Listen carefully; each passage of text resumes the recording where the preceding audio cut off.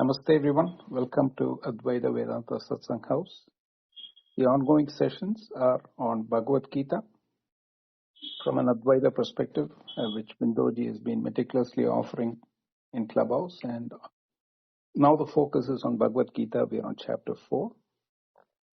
The replays for the previous rooms are all available.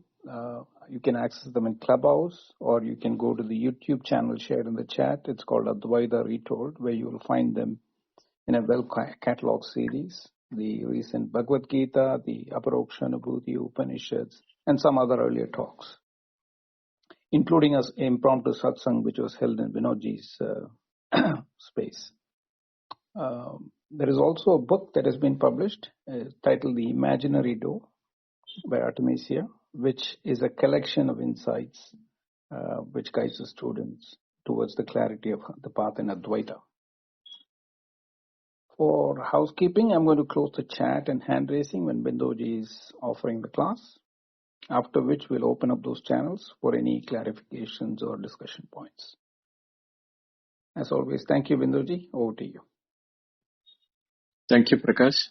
Namaste and Hari Om to all of you. My invocations. Om.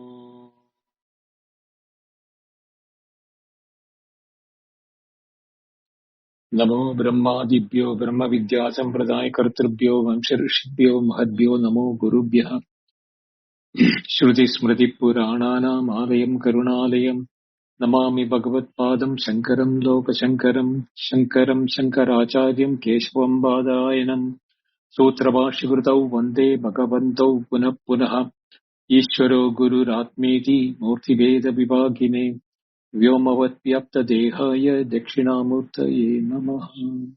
Om Shri Gurubhyo Namaha. The Gita Dhyana Shlokam. Yam Brahma Varunendra Rudra Marutaha Stunvanti Divyaistavai Vedai Sangapadakrammo Panishadai Gayanti Yam Samaga Dhyanavastita Tadkatena Manasa Pashyanti Yam Yogino Yasyandam na Vidussura Suragana Devaya Tasmai Namaha Devaya Tasmai Namaha Devaya Tasmai Namaha. Om. The previous verse, 28, listed out all the 5 types of yajnas: Dravya Yajna, Tapak Yajna, Yoga, Swadhyaya and Jnana, establishing a spectrum of sincere sadhana as yajna. From this verse and the next verse, Krishna is descending to the most intimate physiological level of yajna. A yajna or an offering of the vital breath itself, which is depicted and can be used as a yajna. And when this is the most intimate and psychological level, the fundamental and the continuous activity of a living organism becomes a living yajna itself. And the 2 practices which are mentioned in this first verse 29 is prana into apana and apana into prana. But then using these 2, there is a third yajna which is called the pranayama yajna.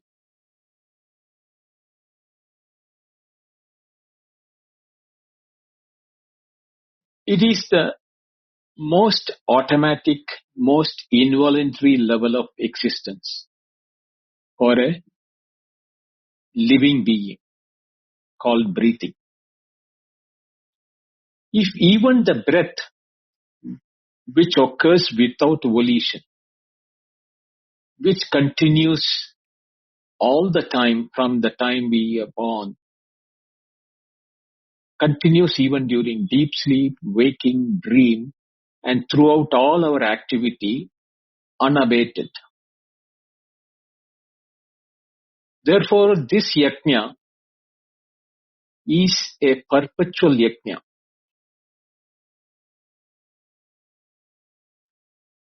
The central yajna vistara, or the full range of yajnas claim, is fully established when we include it in this one also. No level of existence, no domain activity, no moment of life is outside the framework of yajna. So here the yajna of prana and apana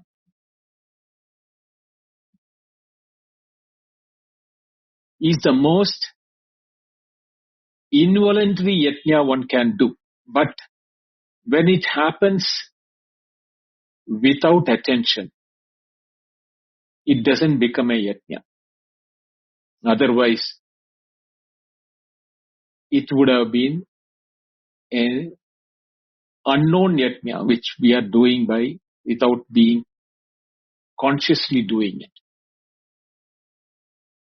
Let us look how Krishna and Shankaracharya's commentaries are unwinding the mystery of this yajna. Apane jhvati pranam. Prane apanam tadapare. Pranapana gati ruddhva. Pranayama parayanaha. Prana and apana are the pair of prana. In the sense, primary pranic air. Prana is the inward moving force or upward moving force associated with the inhalation, the intake of breath, the force that draws in and sustains.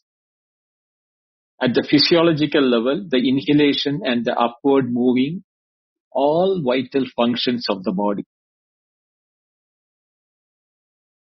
And is supposed to be primarily residing in the region of the heart or the chest, central part of the chest, not the heart per se, between the two lungs.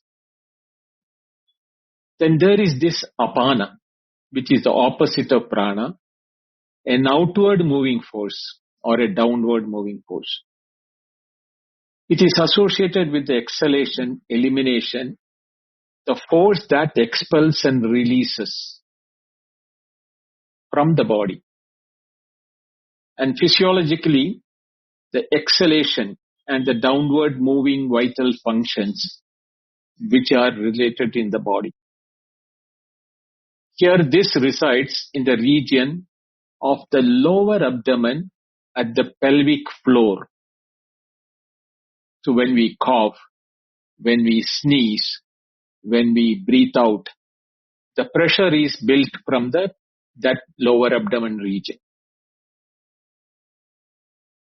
Whereas when we take breath inside, it is the thoracic region which is expanding to take the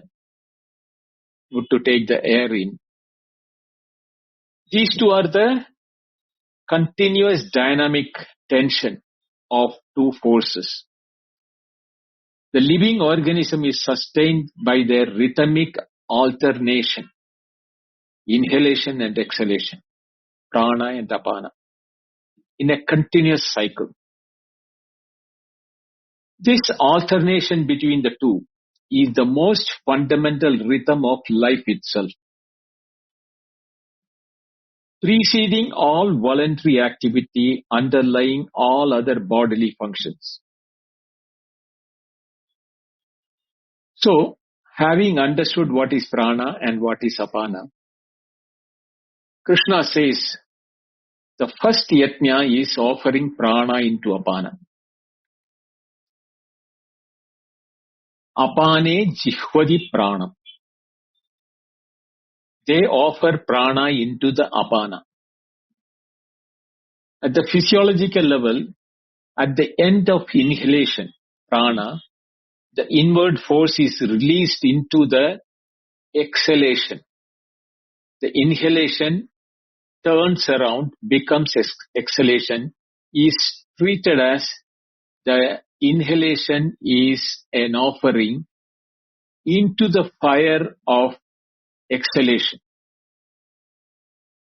So prana is offered or surrendered into apana. In the technical term, this is called puraka, mean inhalation. And it is completed and surrendered into the rechaka. Rechaka is the exhalation.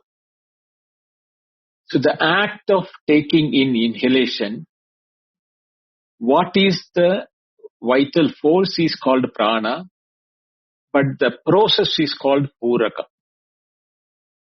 And the opposite of that, the vital force which is thrown out is called apana, and the action is called rechaka. So puraka and rechaka. A natural offering that occurs within every breath, which pranayama practitioner makes a conscious and deliberate transformation into yajna. So the pranayama parayana, those people who are doing yajna on prana, they do it as a conscious and deliberate activity of prana being offered into apana and apana being offered into prana. Both. As the offering of outward tending vital force into the downward tending force, a deliberate dissolution of the pranic hierarchy in which more active, less sustaining force, which is the prana, which is associated with the rajas and vitality, is offered into a more grounded, releasing force, which is the apana, and apana is associated with the tamas and the release. This is a yajna of dynamic relinquishment, a life force offering itself into dissolution. This being the first yajna. The reverse yajna or the second yajna is the offering apana into prana. Prane apanam tada apare. The others offer apana into prana. So there at the physiological level, at the end of the exhalation, that means after you have completely breathed out, your breathing out is complete, outward force is released into the outside, inhalation starts. So there apana is offered to the prana, and this is the rechaka, when the apana is offered into the prana. That is, rechaka is now surrendered into puraka. That is the reverse movement of the first yajna.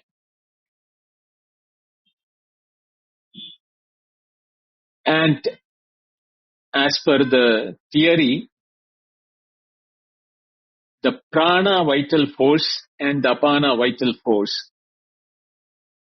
is surrounding our body by a foot or a 12 inches from the body. So the vital energy is surrounding us like an aura around the body. It is not only through the nose, but it also energy is there around us.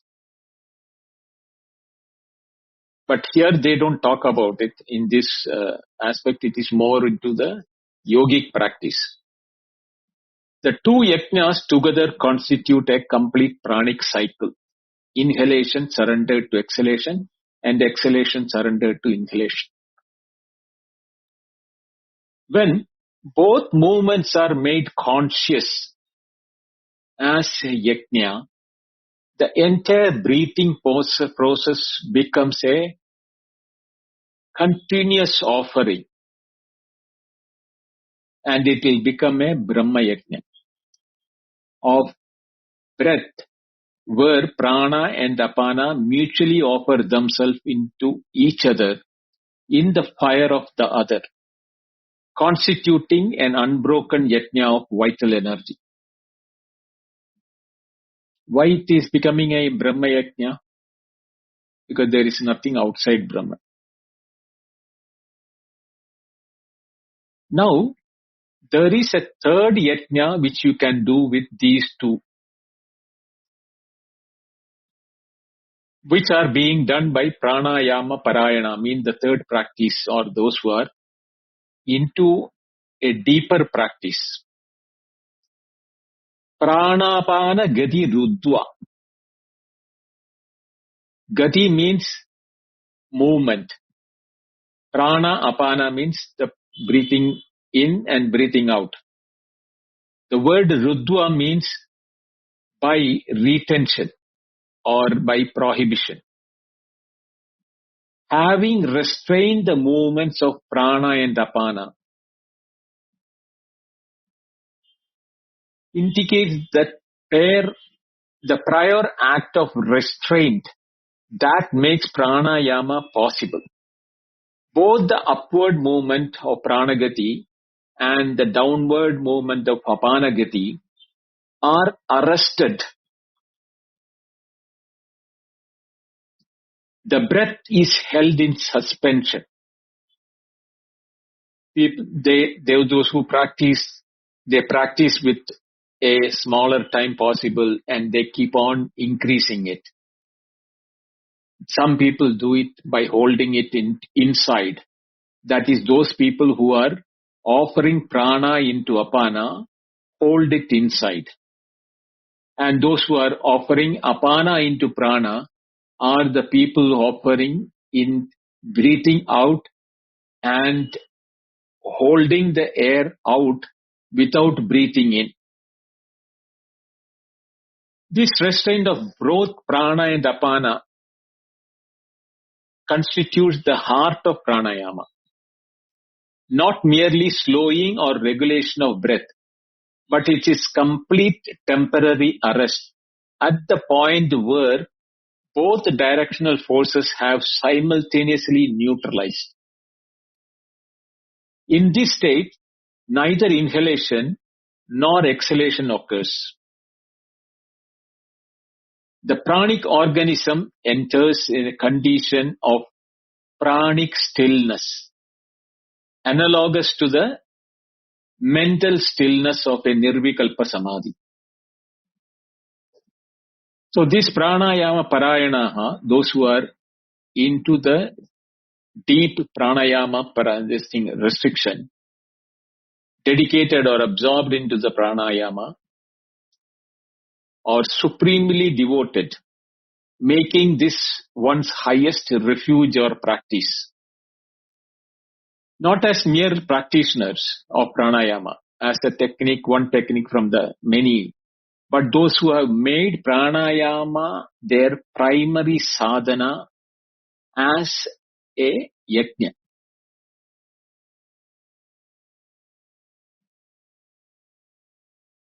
The three ascending levels of understanding from the physiological level through the psychological level of Advaitic methods have been addressed by Shankaracharya. At the level 1, it is a physiological pranayama as a Vedic yajna. The pranayama firmly in a Vedic precedent. This is prana agnihotra, what is called. The detailed description, those who want, can look in Chandogya Upanishad's 5th chapter, 19 to 24th verse. The Upanishad talks about this as a yajna, is a upasana there, in which each act of eating is understood. Eating means the prana is considered as an eating. Understood as a yajna offered into the pranas. That is, the prana is a air which is being fed into the Agni, Prana Agni, the Prana fire. In this ancient Upanishadic framework, the ordinary acts of breathing and eating are almost already cosmic yajna. The pranas are sacred fires into which the oblation of food, etc., and breath also is offered. So the pranayama yajna of this verse is a deliberate, systematic realization of what is occurring spontaneously in every act of breathing, which we are unaware of, is now being made into the unconscious yajna of breath, into a conscious Brahma yajna. It is a yajna, but we are unconscious about it. Is now converted and made as a conscious Brahma yajna. Level 2, Shankaracharya tells, is the pranayama as a chitta vritti nirodha pranic means. It's well-known principle elaborated by Patanjali in the Yoga Sutra, first chapter, 34th verse. Pracharda navidharanabhyam va pranasya. And also in the Hatha Yoga tradition, that the breath and the chitta are intimately linked. Prana chitta samya. When the breath is still, the chitta becomes still. When the breath is agitated, the chitta is agitated. We may be able to correlate with that. When we are agitated and angry, we will see that our breath is also fast and deep. It is not the normal breathing. That is why they say that the breath and the chitta are connected. The pranayama parayana, those who are in the deep pranayama process, uses this psychosomatic correlation as a sadhana by arresting pranic movements, pranapana gati ruddha, by arresting the movements, they control the chitta or the chitta vritti nirodha. Simultaneously both are getting arrested. The stillness of kumbhaga means retention within the body, is simultaneously the stillness of the antakarana. So when the breathing becomes shallower and shallower and it becomes restrained inside, we will be able to feel that our thoughts are also becoming lesser and lesser agitated and calmer and quiet. And you can even reach a nirvikalpa samadhi state in that process. In this sense, the pranayama yajna is the form of yoga yajna. Achieving chittavritti nirodha through pranic means rather than directly mental means. The prana is the outer handle of the antakarana. Therefore, by working with the breath, these practitioners indirectly but powerfully purifies and stills the chittavritti in the preparation for jnana. That in the technical terms of yoga, there are many terms which are used, niruddha, etc., which I am not familiar. The third level which Shankaracharya text tells about the deepest reading as the pranayama as Brahma yajna itself. He sees the pranayama yajna as the physiological expression of Brahma karma samadhi itself. When pranapana gati ruddha arrested, what does it mean? What remains?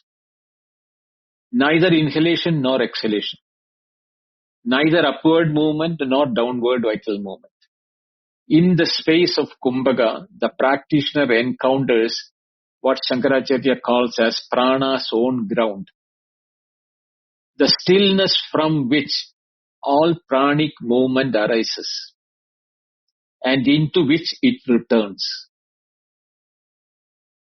This ground of pranic stillness is the Jnanavastita Chetasa, which has been referred in the earlier verse, recognizable as Atma's own presence. The Akarta Sakshi, the non-doer Sakshi, that witness all prana karma without being modified by it. So the Sakshi observes the prana karma, is not affected by the prana activity of the kumbhaka or where the restraining is being done. The practitioner not only stills the breath but encounters the Brahman that underlies the breath. Because in the Brihadaranya Upanishad says that prano hi Brahma. The prana which is being referred is indeed the Brahman. That is both the source and sustenance of all vital activity. Thus the pranayama yajna in its highest form is prana offered into apana, apana offered into prana, both arrested in the kumbhaka. The breath itself dissolves as an offering into Brahman fire. This is the ultimate ground of Brahmagno Brahmana Hutam. Into the fire of Brahman, this Brahman, by Brahman itself is being offered. A deeper significance of the breath as the universal yajna, Shankaracharya praises the pranayama yajna within the whole ambit of yajna vistara itself as a crucial philosophical argument. He says that the breath is the most democratic of all sadhanas. It doesn't require any adhikari level. Everyone is breathing. So most democratic of its nature. It requires no external material like dravya or the material, physical materials like clarified ghee or gain or etc. No special environment. You don't need a quiet place or a yaga place or, something like that. And there is no elaborate technique for the yajna to be done. And there is no scriptural text which need to be learned for practicing this. So being the most democratic of all, every living being breathes. And therefore, every living being is, at every moment of their life, is performing a prana apana offering that can be consciously recognized as yajna. But if you are not conscious about it, it is not becoming a yajna. Therefore, the pranayama yajna thus represents the most universally accessible form of yajna. It can be done anywhere, anytime, as long as you can bring in your conscious recognition into it.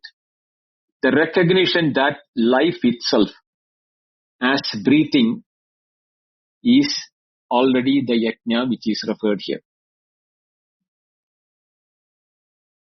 The pranayama parayana word, who consciously make the breath as a yajna, is simply making explicit what is already happening. The pranas are always offering themselves into each other. In the cosmic prana agnihotra, this offering is always already a Brahma yajna. But when you bring in the consciousness or awareness into it, it becomes a jnanavastita chetasa. The difference between the ordinary breather and the pranayama parayana is not the breath itself, but in the recognition of it. And that recognition is the Jnana Deepita, the awareness that transforms the unconscious breathing into a conscious Brahma Yajna.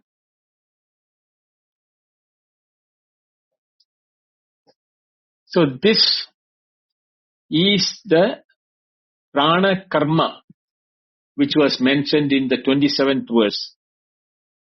Yataha samsrita vrata, all indriya karma and prana karma into the Jnana Deepita Atma Samyama Yoga Agni.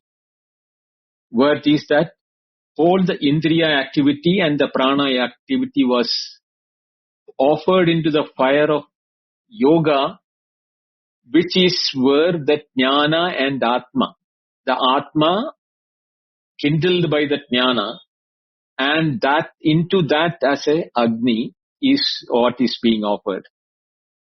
Whereas this verse now specifies how prana karma is offered through the deliberate yajna of pranayama. Both the verses 27 and 29 are thus philosophically to be paired. And 27 establishes the comprehensive offering including prana karma, whereas 29, this verse, shows the specific form of prana karma yajna takes in the pranayama practice. Therefore, this pairing also confirms the ascending structure of the yajna vistara from the comprehensive 27th verse, where indriya and prana together are being offered, to specific prana apana specifically for the pranayama parayana, and both surveys broadly and penetrates specifically into each domain of human activity. The bhashya is like this: apane apana vrittau juhvadi prati prakshiptadi pranam prana vrittim. Some offer the outgoing breath, prana vritti, into the incoming or downward or breathing in, apana vritti, into the downward breath, which is apana vritti. Purakhakyam pranayamam kurvandi ityartha. Purakam, inhalation, is the activity by this pranayama is doing. Prane apanam tada apare juhvati. Likewise, the others are offer the incoming breath, the apana, into the outgoing breath prana. Rechakabhyam cha pranayamam kurvandi ityetad. They are practicing the form of pranayama called the rechaka. Pranapana gati mukhanasikabyam vayoho nirgamanam pranasya gati. Mukhanasikabyam, through the mouth and the nose.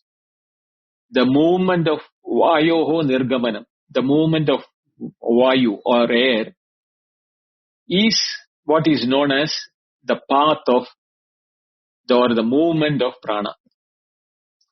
Tad viparyayena adogamanam apanasya gati. The opposite movement through the same mukhanasagabhyam towards the inside is called the apana vritti. Te pranagati pranapana gati ete ruddva niruddhya. Those yogins who restrain and arrest both these movements of prana and apana, pranayama parayanaha, pranayama mattaraha. They are wholly devoted into pranayama. Kumbhakakyam pranayamam kurvandi ityartaha. That is, they practice the form of pranayama called kumbhaka, means retention. Pranayama is a valid yajna because of it is disciplined inward offering of life force, useful for purifying and steadying the mind of the seeker. But its true value lies in preparing the mind for self-knowledge. Now, we will move toward the next verse, which is the 30th verse. So the 29th verse presented pranayama yajna, offering prana into apana, apana into prana, and the arresting of both as kumbhaka.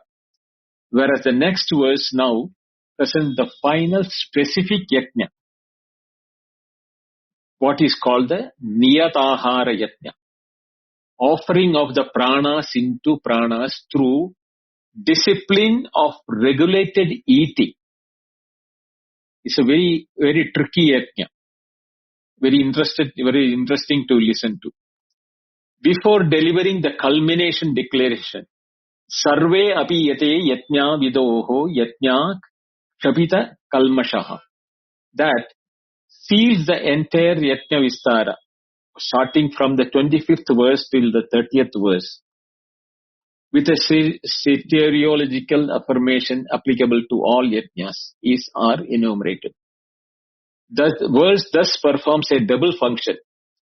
It completes the yajna vistara specific catalog and simultaneously universalizes the soteriological promise, uniting all practitioners of all types of yajnas under the twin designation, Yajna Vidha, the knower of yajnas, and Yajna Ch04-25 Kalmashaha, those whose sins, Kalmasha means sins or papa, has been consumed in the act of yajna.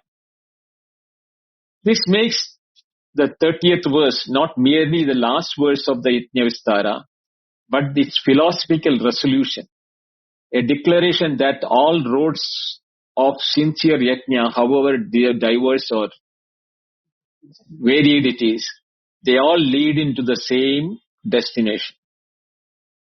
So the 30th verse is Apare niyatahara pranan praneshu juhvati sarvepi ete yajnavitaha yajna Ch04-25 kalmashaha. The final yajna is niyatahara. Apare niyataharaha. That niyatahara means to regulate, discipline, etc. Ahara means food or intake or nourishment. It can be through air, it can be through material food or what is being eaten. So those dysregulated or disciplined food intake, the food does not mean necessarily what is being consumed by mouth, by all vital forces. So the discipline eating itself becomes a yajna. Discipline of feeding the body itself becomes a... So niyatahara means regulated feeding. But the regulation has a specific yajna meaning, yajnic meaning. The matter is taken in the precise measure necessary for maintaining the prana's capacity for sadhana. Neither excess that feeds tamas and rajas, nor deficiency that weakens the prana required for practice. Therefore, niyatahara, practitioner, feeds not for pleasure, rasa asakti, not from habit, mana asakti, and not for comfort, sukha asakti, but as a measured offering to sustain the pranas that are themselves engaged continuous yajna. Pranan praneshu jhvati. They offer pranas. Here the pranas is all form of food. Into pranas, the pranic fire within the body. This is the most philosophically enigmatic phrase of the verse and receives Shankaracharya's attention fully. So what does it mean to offer pranas into pranas? Shankaracharya gives two different interpretations, or three interpretations rather. Interlocking, one, these are all interlocking with one another. Ahara as prana, the first one. Food, ahara, sustains the prana. Because in the Chandogya Upanishad, 6th 7, 1 and 2 establish. Annamayam hi saumya manaha. So there, Uddalaka tells to his son that Annamaya is Saumya, son, the mana. And if you remember, he gives an experiment to his son there. He asks his son to go on a fasting for 15 days. And after 15 days, he is asking his son to chant the Rigveda mantras. And son is not able to remember the yajnas. That is the time when he says, Annamayam hi saumya manaha. Because you have not been eating food, therefore your mind is no more the mind which is fed with food. Therefore you are not able to remember the mantras. So the mind is constituted of food, Annamayam. And Ahara is identified as the material support for pranas, which maintains the mind. The connection between the mind and the prana is been established in the previous verse. Therefore, ahara, the gross prana. The material form of prana is in the form of food, or the material sustainer of the vital force. Pranan praneshu juhvati. The offering of the gross prana, that is the food as a life sustainer, into the subtle pranas of the vital forces of air within. Prana, apanayam, vyana, udana, samana, etc. Acknowledging that the food, when eaten in measured discipline, is not a sensory indulgence, but it is a yajna offering.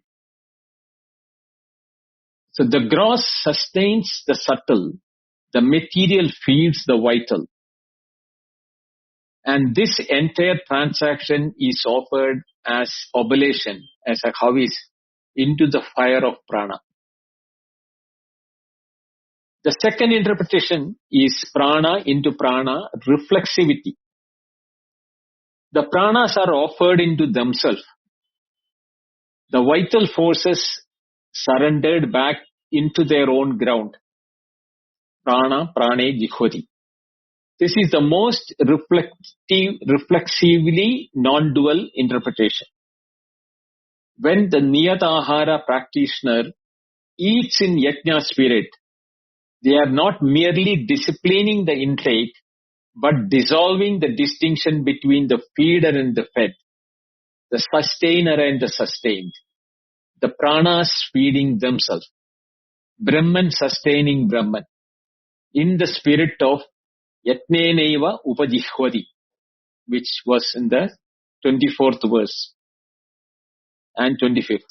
The regulated meal becomes a self-referential yajna, where the vital forces offer themselves into the own fire. And then there is the Mahaprana, which is the cosmic prana, which we studied in the Aitreya Upanishad. If Venkat remember, he asked about these things that time. His questions were based on this. The individual pranas, prana, apana, samana, udana, vyana, are offered into the universal prana, that is the Mahaprana. The cosmic vital force, because in the Brihadaranya Upanishad, it is said prano hi Brahma, the prana as Brahman. This is the most cosmically oriented reading. The individual vital activity offered into the universal prana, that is Brahman. It is called the Mahaprana Agnihotra, which is detailed in the Chandogya Upanishad 5th chapter, 19 to 24th verse, describes as the fundamental cosmic yajna. So it is Upanishadic approved, this pranayama yajnas. All the three interpretations share a common Advaitic structure. The Niyata Ahara discipline transforms the most ordinary, most unavoidable act of sustaining the body or feeding it into a cosmic yajna, in which the boundaries between the individual vital forces and their cosmic ground dissolves. The feeding of regulated food becomes, for the one who has established in the Jnana Avastita Chetasa, a moment of Brahma Karma Samadhi. The gross offered into the subtle, the individual into the universal, prana into prana. Therefore, Brahman recognizing itself in the act of nourishment. So, Niyatahara's place in the Yajna Vistara, Shankaracharya says that Niyatahara Yajna is the placed in the last of the Vistara, on the what you call treatise on Yajna. Not because it is the highest. The highest is Jnana Yajna, which is there in the 33rd verse, which is going to come. But because it is the most pervasive and most continuous. Feeding occurs multiple times daily, throughout life, without cessation. It is the most democratic and most unavoidable of all yajnas. The pranayama is the most universal at the breath level, whereas the niyatahara is the most universal at the sustenance level. Together they establish that every necessary biological function, breathing and feeding, can and should be a yajna, making the yajna framework coextensive with life itself. You can never be away from yajna. But there is a declaration which is in the culmination. Sarve api ete yajna vido yajna kshepita kalmasha. That is the second line, which constitutes the philosophical seal of the entire yajna treatise, Yajna Vistara. A universal soteriological affirmation applicable to all yajna practitioners, listed across all the 6 verses. From the Daiva Yajna, which we started onwards, everything until this one. All of these, Sarve api ete, all of them without exception. The combination Sarve and api together creates a maximally inclusive statement. Every single yajna described, Daiva Yajna, Brahmagni Yajna, Samyama Yajna, Indriyagni Yajna, Atma Samyoga Yajna, Jnana Deepita Yajna, Dravya Yajna, Tapas Yajna, Yoga Yajna, Swadhyaya Yajna, Jnana Yajna, Pranayama Yajna, Niyatahara Yajna. All of them, all without distinction or hierarchy among them, in terms of the soteriological affirmation that follows. The verse affirms not that all yajnas are equal in depth and directness. No. Because the 33rd verse will establish that Jnana Yajna's supremacy against all of them. But all yajnas are genuine. All genuine yajna practitioners share in the 2 qualifications stated. Yajna vidaha, they are all knowers of yajna. Means those who know yajna, but in what sense? Yajnavida is not merely as those who know the ritual procedure of yajna. As a karmakanda reading that would trivially narrow down its usage. But as those who know the essential nature or the swarupa of yajna itself. Who understand what yajna truly is. And what is truly yajna? The recognition of all elements are Brahman and all actions are offered into Brahmagni, dissolves into Brahman. That is that 24th verse, Brahmarpanam Brahmahavi. So Yajnavida, one who recognizes their practice as a participation in Brahma Karma Samadhi. However partially, however instinctively, at whatever level of the explicit understanding, they are Yajnavidaha. They know Yajna's true nature. This reading is Shankaracharya's Advaitic democratization of Yajna Jnana. The Daiva Yajni who sincerely appreciates and worships Devatas with full devotion is a Yajnavidaha in the sense that they recognize the sacred transformative nature of offering. That something is genuinely given, genuinely consecrated and genuinely received by the divine Devata. The Pranayama Parayana is a Yajnavidaha. In that, they recognize the breath as a sacred offering. And the Jnana Yajni is also a Yajnavidaha. In the fullest sense, knowing that all is Brahman and all offering returns to Brahman. All are Yajnavidaha at their respective levels of understanding.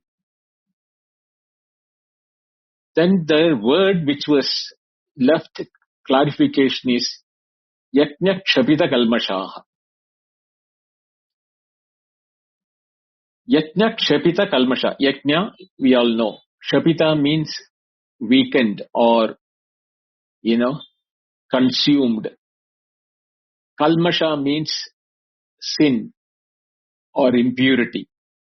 So Yajna Kshapita Kalmasha, one whose accumulated impurity or sin has been thoroughly consumed in the fire of Yajna. The Yajna, whatever form it is taken, from the Deva Yajna onwards to the Pranayama Parayana or Jnana Yajna, has burned away the Kalmasha, the sins or the impurities that was obscuring the Atman's self-luminosity.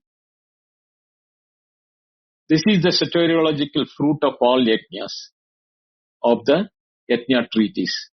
Not Swarga or Phala, external rewards like Karmaganda, but the consumption of sins or impurity, the internal purification that removes the avarana and enables the jnana to illumine the self-effulgent Atman within ourselves. Kalmasha is papa, avarana, mala, etc. is fundamentally the impurity of kartrutva abhimana, the doership, the accumulated residue of acting with false doership. So every yajna, by its very structure as an offering, arpana, brahma arpana, as an offering, reduces kartrutva abhimana, the doership ego. For the offerer surrenders the action and its fruits into the very fire or the deity on whom they are worshipping. Even the most basic level, yajna involves the acknowledgement that offered object and its fruits are not ultimately mine. A partial dissolution of mamata and kartrutva. As yajna deepens from dravya through tapas, yoga, svadhyaya to jnana, the dissolution deepens proportionately until the jnana yajna, where the offerer themselves dissolves, brahmana hudam, and the kalmasha is completely consumed. So the progressive consumptions are the dravya yajna, the mamata, due to external objects being offered. The tapo yajna is the sukha asakti, attachment to comfort. In the yoga yajna, chittavritti asakti, attachment to mental states is offered. Swadhyaya yajna, is where avidya is being offered from that intellectual level. And the jnana yajna consumes the kalmasha, or the sin, or the impurity, or the avidya. At its root, the fundamental of avidya of deha atma dhyasa. The ignorance is nothing but the deha atma dhyasa. I am the body. Therefore, all practitioners are yajna kshapita kalmasha, each at their appropriate level of impurity and consumption. But the completion of this consumption and the total eradication of all impurities is achieved only through jnana yajna, where jnanagni burns karma bija samagra, jnanagni dagda karmani, or karma samagram priviliyate. So the yajna vistara, or the complete vision of the yajna practices, is complete with the sarve api yajna vitaha yajna kshapita kalmasha.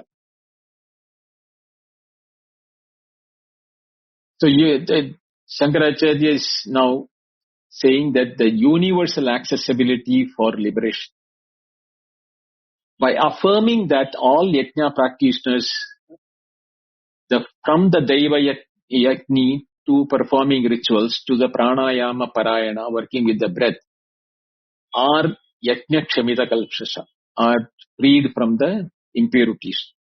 The verse establishes that liberation, which is freedom from the dehatma buddhi,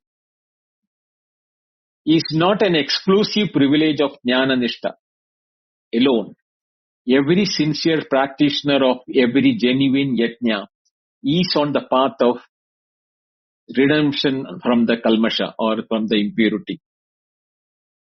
This is the Advaitic inclusivism of the yajna vistara. All paths are included. All practitioners are informed with the understanding that the depth of kalmasha, or the sin or impurity consumption, corresponds to the depth of yajna recognition. And there is a common mechanism for it, which is the kartrutva dissolution, the doership based on the ego. All yajnas consume that kalmasha, or the impurity, regardless of their specific form. Every yajna by definition involves offering. And offering requires a surrender of something of, within quotation, mine, mamata, into something greater. Even the most eternal dravya yajna, which I told you, the offering of the clarified butter or grains, etc., they offer it, idam samarpayami, agnim samarpayami, na mama, that it is not mine. This is the way they offer it. The offered object and its potential benefit are surrendered. When the most basic niyatahara involves this, the pleasure of unrestrained eating is surrendered. We don't eat anymore for the taste of the food, even if our stomachs become full. No. We become careful in feeding what is required for the body. We will feed only that much. Even there, the indulgence of the taste and the satiation feeling of the stomach, both are offered in every offering. Therefore, the kartrutva abhimana is dissolved. And it is this abhimana that I am eating, I am tasting. It's very good for my tongue, or I like it very much. All those things, if it is maintained, they are all the impurities. Therefore, the genuine yajna necessarily consumes these impurity and proportional to the depth of surrender.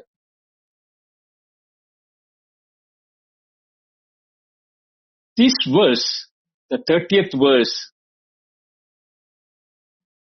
builds the bridge to the 31 and 32 to take us to the 33rd verse.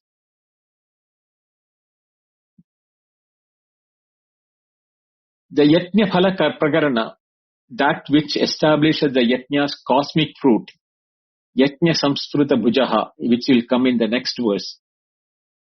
The necessity of Yajna for Iha and Para, in this world and the world after that, here and now, not for tomorrow.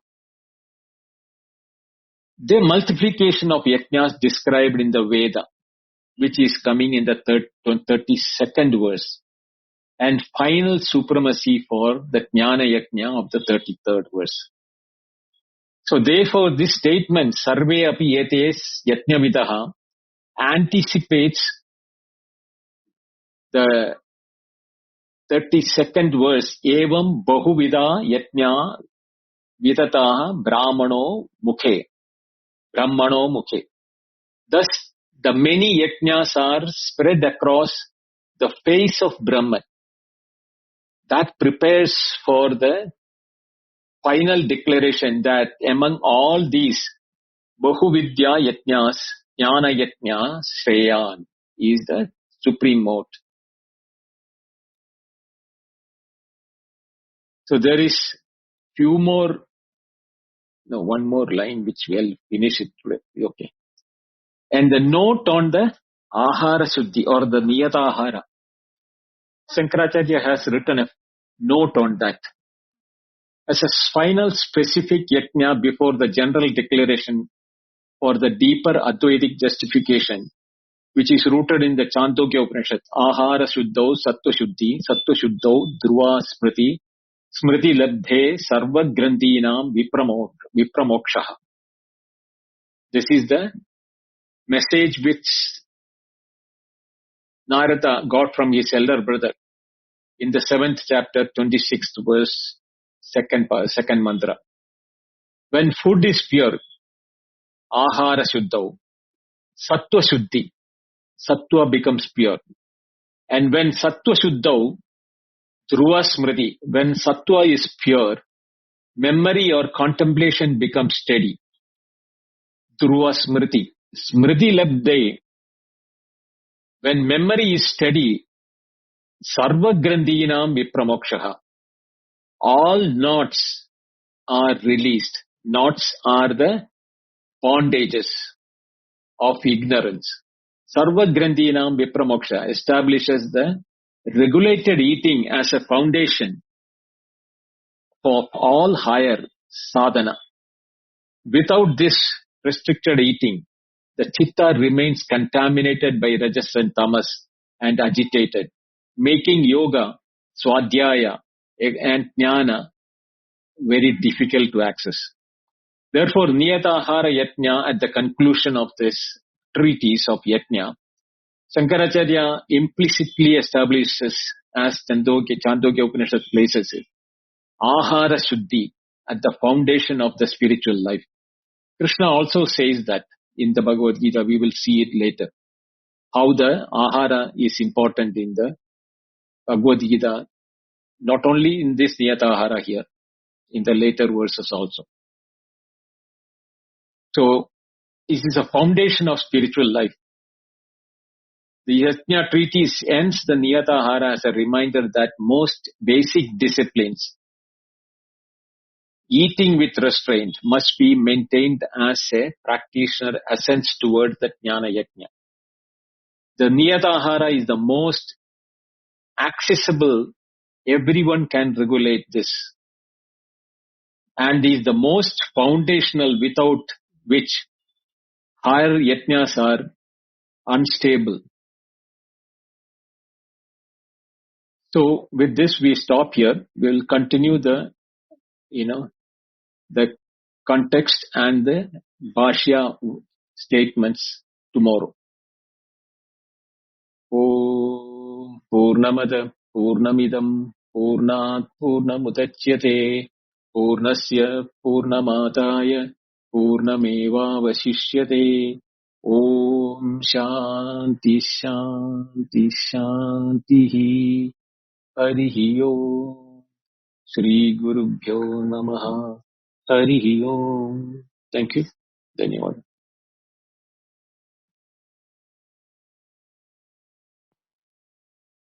Thank you very much, Binduji. I've opened the chat and hand raising. If there are any follow-up questions or clarifications, Venkatji is coming up. Namaste, Venkatji. Namaste, Binduji. Namaste, Prakashi. Namaste, Venkat. Binduji, I think this is the most practical verse you completed now on the Niyata Ahara. That intermittent fasting is a hard learning for me also. Beyond spiritual domain, this is most practical area. The reflection was the skin issue, that psoriasis is one condition I encountered. In Panchakarma, the Ayurveda, right? They do this treatment, controlling food in a way. Yes. And it for me, that Udana, that Vayu, right? That is Akasha Vayu is a direct implication for skin issue. It did a complete reset. It does a reset. Skin start growing like a body has been completely reset.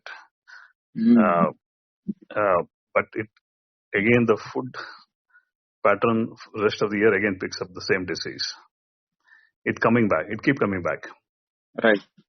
But I just referred back to Chandogya Upanishad you gave, right? The chapter 5, 18 through 28. That Vaishwana Agni with that, we do while eating, that five vayus to be in balance. Yes, pranaya, apanaya. Yes. Apanaya, all that. I think look like that is now directly related to this Anna. Absolutely. The controlling. Okay, I think this is a direct relation. This is a nice, I think this gives the whole cycle of control. Now I cut down to like 2 meals a day, maybe 1 meal a day sometime as it permit. Pranapana samayukta pajamyannam chadurvidam. In the 15th chapter it will come. It will come, okay. So I think this gave a practical control for both, body cleansing, because limited food, mind becomes silent. That yoga is a practice that does take it. Then you gave the spiritual dimension to it. But the previous verse, Binduji, that prana control, we have something called Mahapranayama also itself, where the highest control over the breath is, you get down to like a 2 breath a minute for hours together. That naturally, because we use tummy breathing, not the upper chest breathing, right? Where putting the silencing the mind is natural due to the energizing the brain. Ultimately, these are all going to the chitta-vritti control, no? Even the nirvikalpa samadhi is possible with that. Pranayama is made as a bridge between yoga and samadhi. Yes. If you achieve the prana control, then the samadhi is natural outcome. It becomes easier and natural for that person. Natural outcome. I think that you covered. Yes. But how prana, and because Atmana Akasha Sambhuta, all that 5 levels are told. But prana is not been, described. But in Raja Yoga, he gave me as a reference to go through with that, Vivekananda. I went through the whole last weekend on that. Right. It equated with Akasha and prana simultaneous. Yes. Because Vayu is in Akasha as considered as, Akasha Sambhuda, Vayu, Akasha Sambhuda, no? Correct. So Vayu and prana is equivalent in this case. Right. Okay. So then the manifested life breathes the prana, not a gross air at all. It is no. Okay. Then it solves the whole thing. Right. Everything is Atma. Tasmad Atmana Akasha Sambhuda. Atma became Akasha.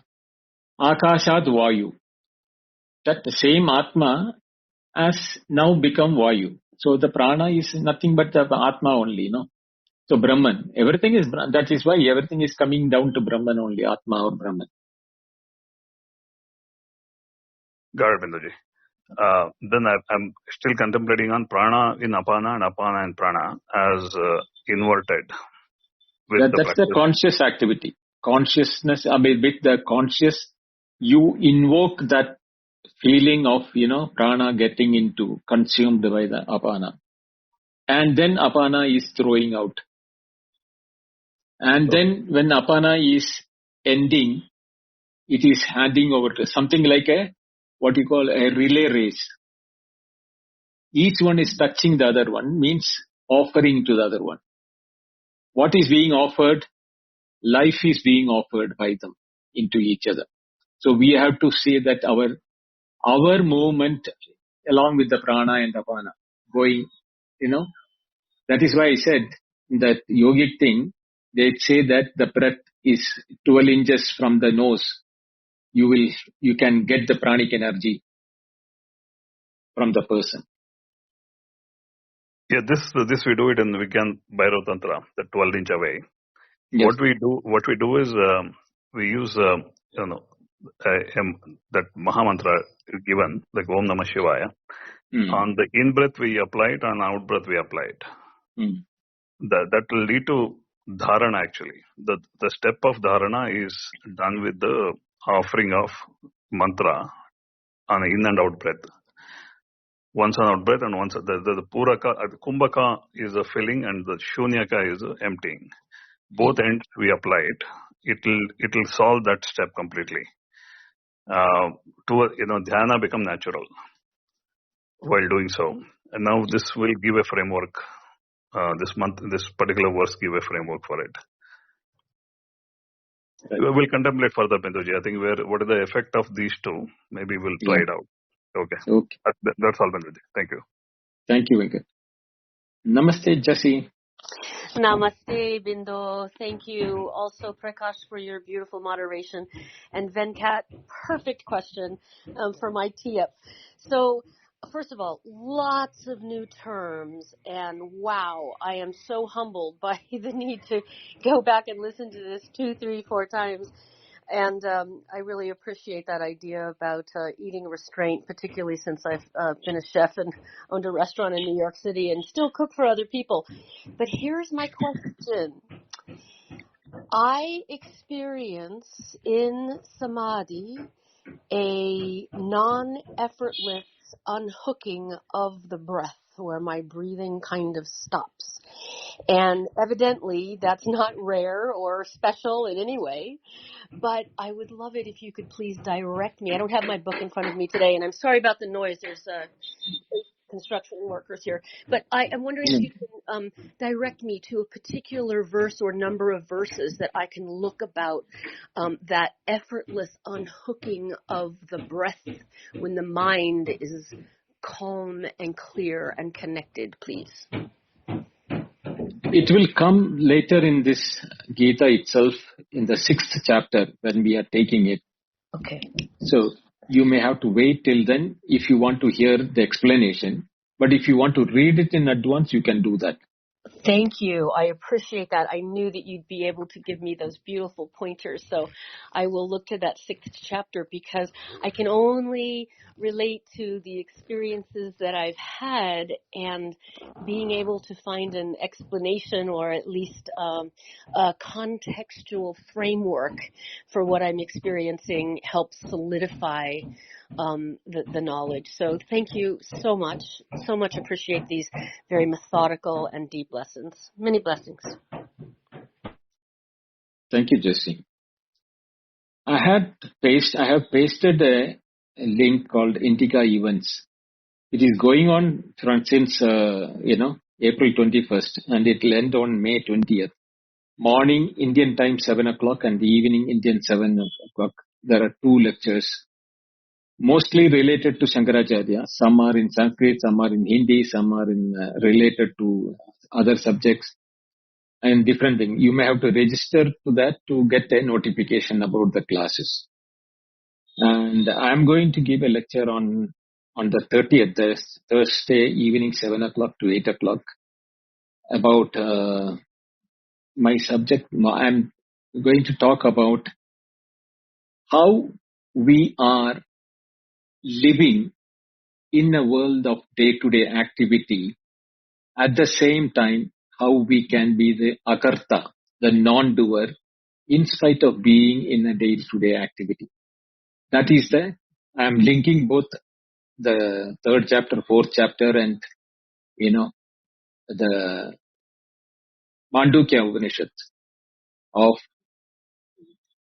3 stages to identify who is the akarta.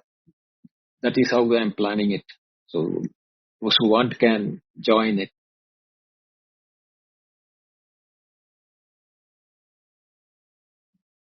Namaste, Rajesh.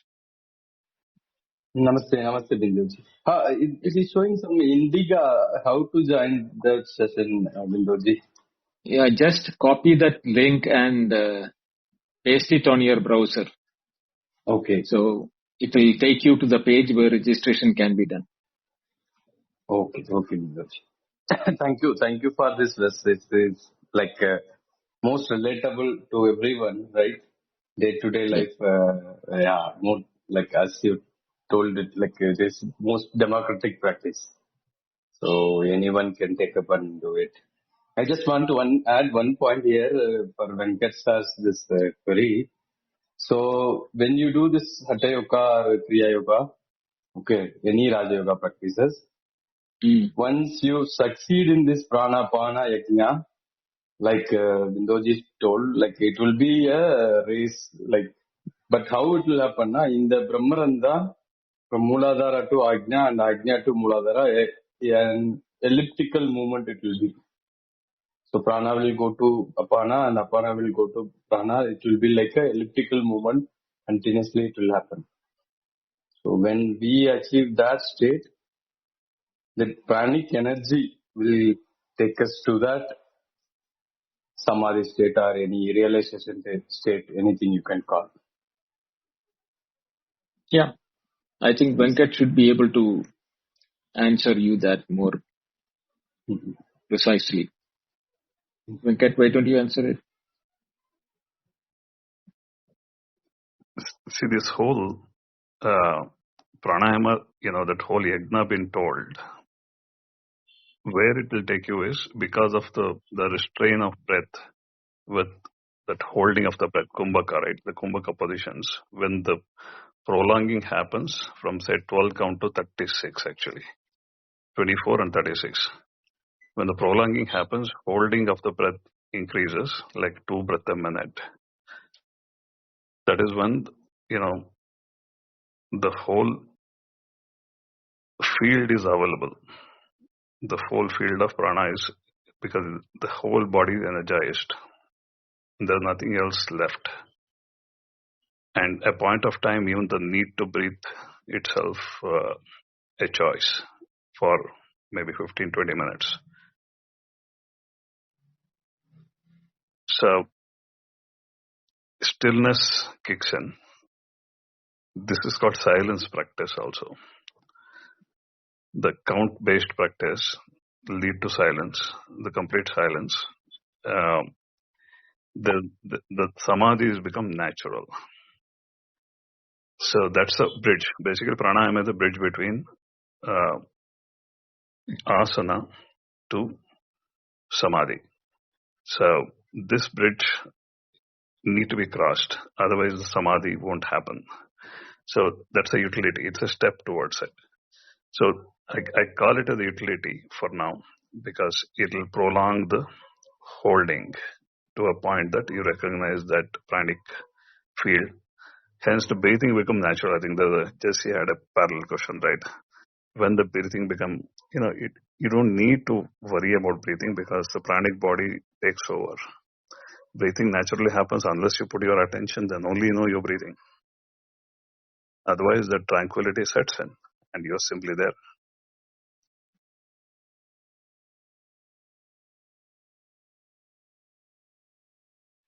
Thank you, Venkatji.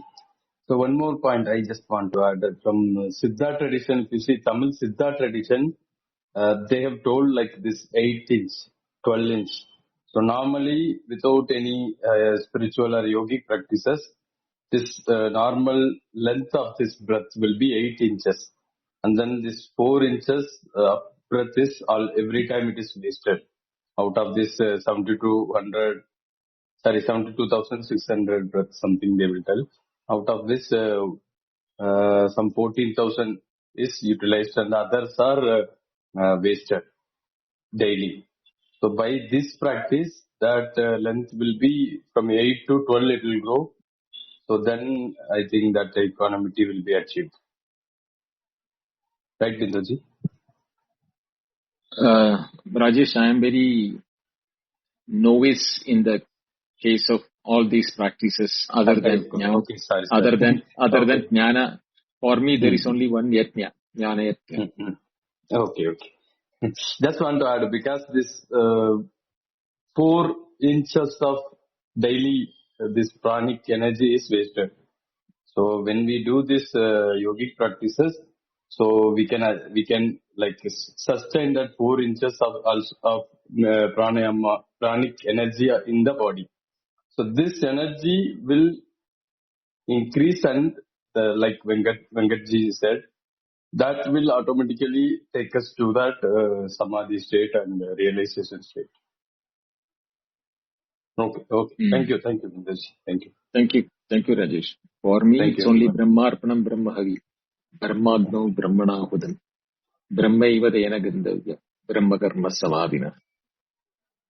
Everything is Brahman. The body is Brahman, the prana is Brahman, the 4 inches or 8 inches is all within Brahman only.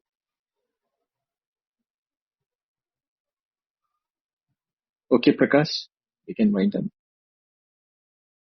Okay, Bindoji. Again, a very in-depth practicum today. And there's a lot of things to do manana on how to use the breath. So thank you very much, Bindoji. And thanks everyone for participating, for your regular attendance, without which this room will not be this lively.